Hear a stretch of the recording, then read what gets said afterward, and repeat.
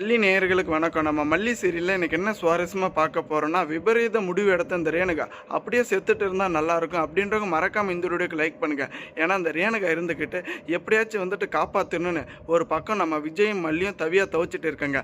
ஆனால் இவங்களுடைய விளையாட்டுக்கு கொஞ்சம் கூட அளவே கிடையாதுங்க. ஏன்னா இந்த மனநிலை பாதிக்கப்பட்ட இந்த ரேணுகாவை எப்படியாச்சும் காப்பாற்றணும்னு குடும்பத்தோடு எல்லாருமே ஹாஸ்பிட்டலுக்கு போயிருக்காங்க. இந்த டாக்டர் அதுக்கான ட்ரீட்மெண்ட் பார்த்துக்கலாம் அப்படின்னு சொல்லிட்டு இருக்கிற தருணத்தில் கையறுத்துக்கிறது மட்டும் இல்லாமல் எல்லாரும் மனசை திரும்ப காயப்படுத்திட்டு இருக்காங்க.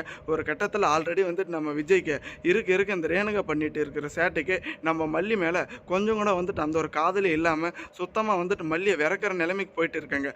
திரும்ப பார்த்தீங்களான்னு இந்த ரேணுகா அவங்க மேலே மொத்த கவனத்தையும் வச்சுட்டு இருக்கணும் அப்படின்னு வேணுமனுக்கு பண்ணிட்டு இருக்காங்களா, இல்லை உண்மையிலேயே இது நம்ம ரேணுகா இல்லையா அப்படின்னு தாங்க பயங்கர ட்விஸ்ட்டாக இருக்குது. ஏன்னா யாருக்கு இந்த ஒரு உண்மை தெரியக்கூடாதோ அவங்களுக்கு இந்த ஒரு உண்மை தெரிஞ்சு திரும்ப மன உளைச்சலுக்கு நம்ம விஜய் ஆளாக்க போகிறாங்க.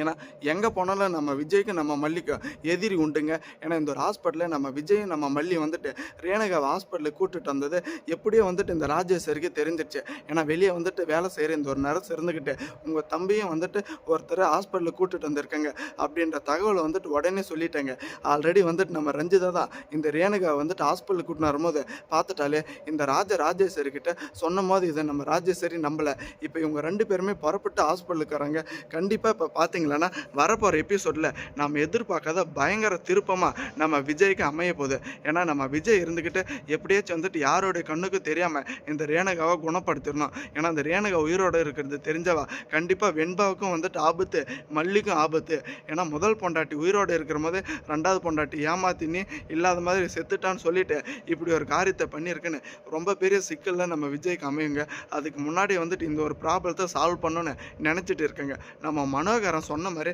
உண்மையிலேயே டவுட் இப்போ தாங்க வருது.